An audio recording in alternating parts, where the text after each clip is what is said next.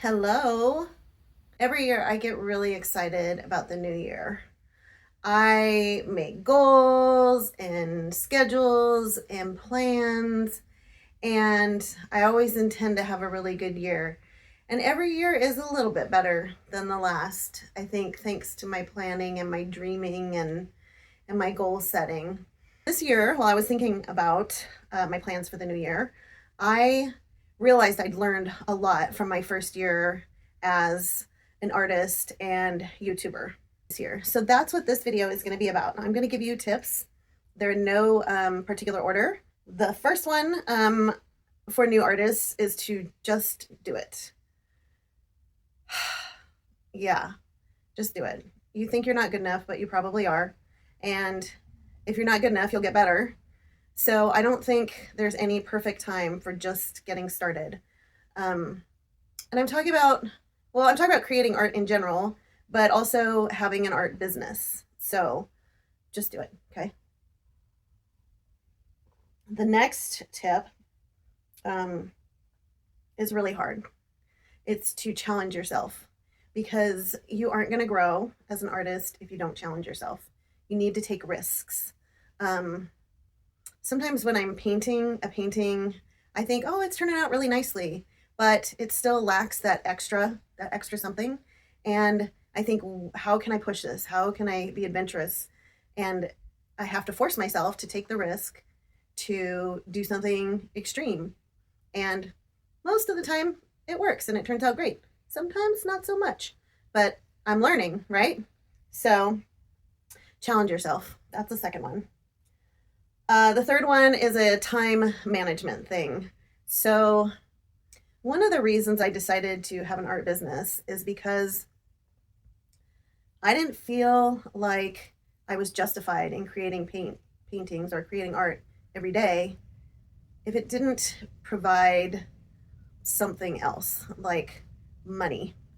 So because I'm a stay-at-home mom, that was kind of my thought process is, and let me back up. So if you are needing to have an income as an artist, then you already have a reason to do it every day and to try and have an art business.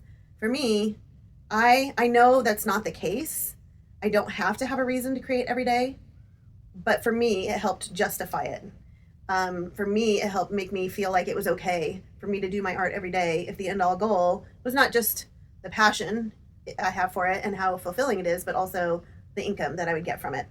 So all that all leads back to scheduling the time. You have to make the time for it if you want to improve, if you want to make money as an artist. You have to schedule it, and you have to schedule it first sometimes before other things. That's something I've learned. I have a specific schedule that I follow each week.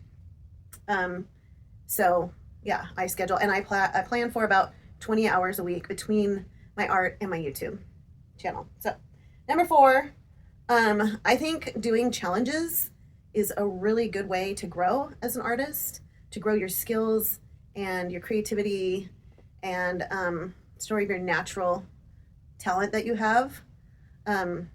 So what I mean by challenges is like Inktober, where you draw in ink every day in October, or doing like 100 ears, 100 eyes, 100 faces, 100 heads, 100 animals. I just actually did a 100 animals challenge, and I'm going to be posting that video next week, so keep an eye out for it.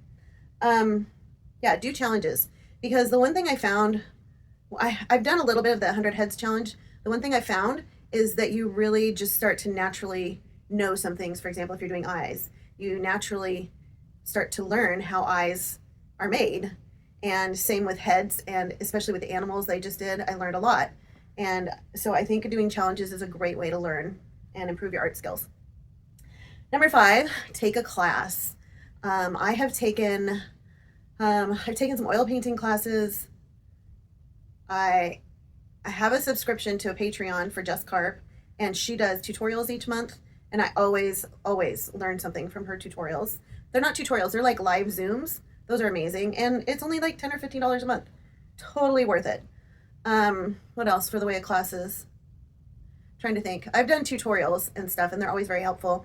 I would say taking classes is great because you learn a lot more instead of just following somebody on a tutorial.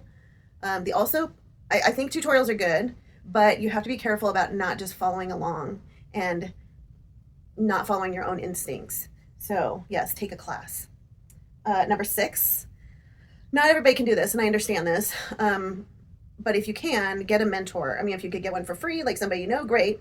But if you have to pay and you can do it, I think it's a wonderful idea. I have a mentor, and I'm so glad that I have her because she's given me so much help towards being a YouTube artist and also just being an artist. So get a mentor. Number 7, I don't believe that you absolutely have to have expensive supplies, art supplies. I definitely think if you're creative and you really want to do it, you can use a wide variety of supplies. I definitely think it makes it easier if you have good supplies. For example, when I used to paint with, say, Michael's brand, I think it's Artist Loft paints, I found them very sheer, and that was really frustrating. So using a better quality paint, for example, if I'm using acrylic paints now, I like Bolden, and I feel like those are sufficient for me at my stage. So buy yourself some good supplies, put it on your wish list for Christmas. I did also do a video on that. Yeah, get some good supplies if you can't save up your money. Okay, number 8, this is something I've done a lot of. Maybe a little too much. I watch a lot of artists on YouTube. I get ideas from them. I try out the things that they do.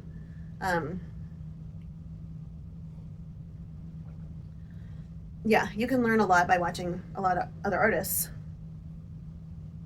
That was a pretty basic one, but it's true. Okay, this next one has to be, this next tip, number 9, is about not being afraid to put yourself out there.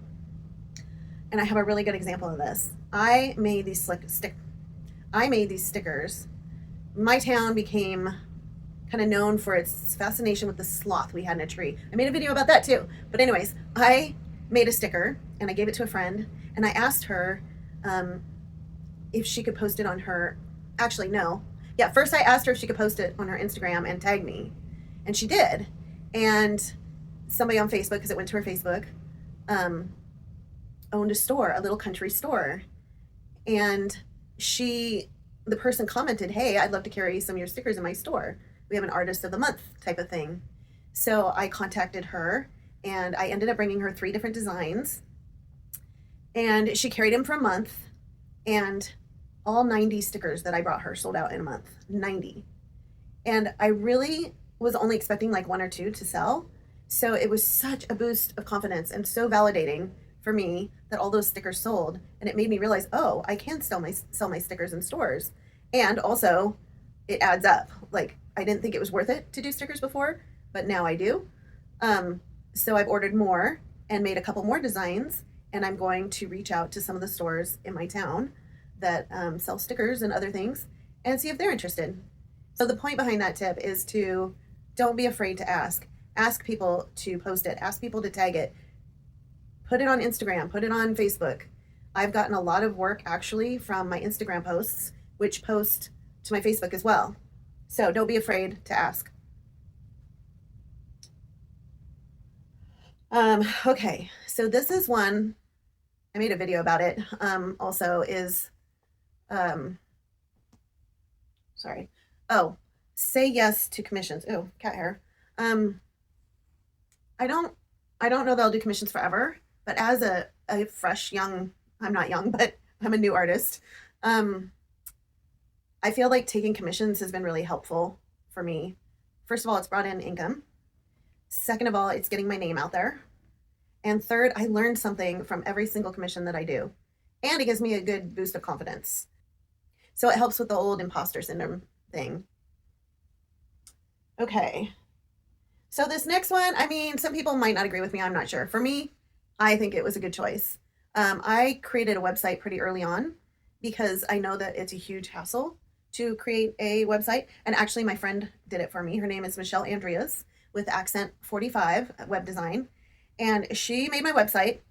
And now I know that when I'm ready to start selling prints, which I am, it's live now. I just need to do a little bit of tweaking on it, but I'm ready to sell my stuff. I don't have to wait to get a website done. And I think adds professionalism too, to be able to say, oh yeah, here's my website. So if you can get a website, you can pay somebody to do it for you. or I know there's like Square and a Squarespace and a bunch of companies that do that you can get help with. So, okay, this next one it's a personal thing. I decided to, actually, it was a Christmas gift. I asked for a really nice printer.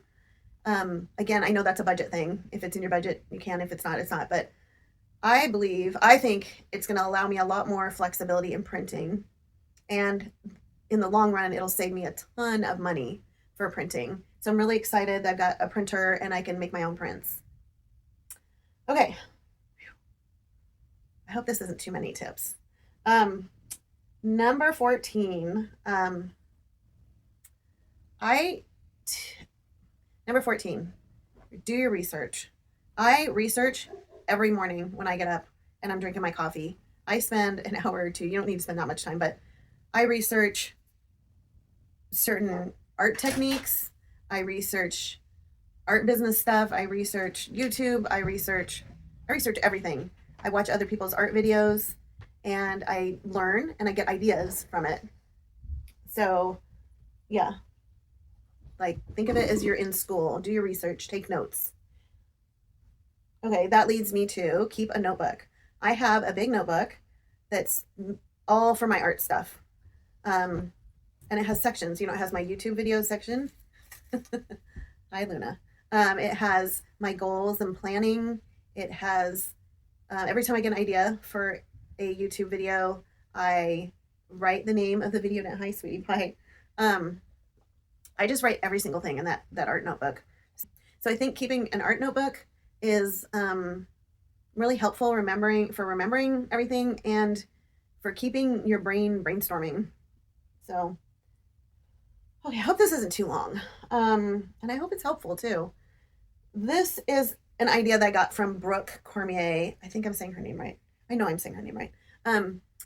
Brooke Cormier is another one of my favorite YouTube artists. And she posted once about painting minis. And she said when she first started getting started, somebody was doing a show and she painted a bunch of 5x7s and sold them, pretty inexpensively. And so I think painting minis is a great idea because you're able to sell them quickly. You can paint a lot and you learn the skills. You learn new skills each time you paint instead of focusing on one big painting. So, yeah. Paint lots of minis. And it doesn't get boring.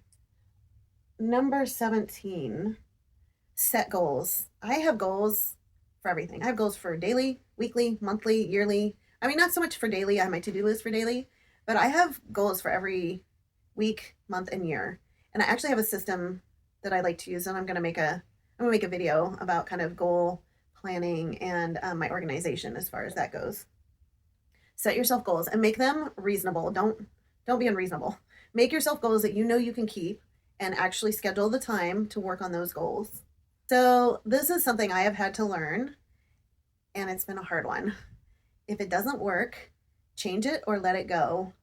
So sometimes when I'm creating art or I've tried something new for my art business and it doesn't work, I've had to adjust. Okay, so a perfect example of this is I made this art stand. It's kind of like a farm stand, and it goes in my front yard near the sidewalk because we get a lot of people walking in my neighborhood. And I was going to switch out the products in it every month, based on the month or the season. And the first thing that happened was that we had a windstorm and it came and knocked it over and it broke. So now I have to rebuild it. But one of the things I had planned was to rebuild it and get a whole bunch of Christmas stuff in there. And then I realized that was just going to stress me out. I didn't have the time to do all that. So I let go of my expectations. I changed the plan, and I've decided I'm only going to change the stuff in it every season. So I'm adjusting my expectations and letting some things go so that I'm not stressing myself out. Okay, so adjust. If it doesn't work, adjust or let it go. We're getting near the end of the first list. Number 19 is a no-brainer, and everybody says it, but it's true. You need to believe in yourself. And the brain doesn't really know what's true or not. I've been told, you can tell yourself something, and the more you tell yourself, the more your brain's going to believe it, and the more you'll start to become it. So I just have to squash that little voice that says I'm not good enough. And I create art and I sell art at the level I'm at. And I would say everybody loves my art, but I definitely know there's people out there that love my art.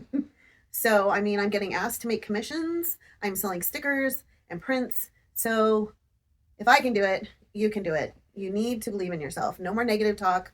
Tell yourself something positive every day. Have a mantra. Okay. And the last one is just a fun little idea.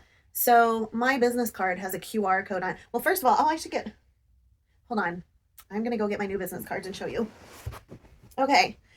So, um, so for a business card, I went through my pictures of some of my artwork and I created a business card design, using Canva. And I put my name on it and a QR code. And then I went to Vinyl Disorder and I ordered 100 stickers. So this is my business card. So I just think it's really cute. It's a sticker and it has a QR code so they can just click on the link and get all my information. And yeah, I really like the idea. And it wasn't too expensive. I mean, 25 or 35 for 100. So that's my last tip for being an artist.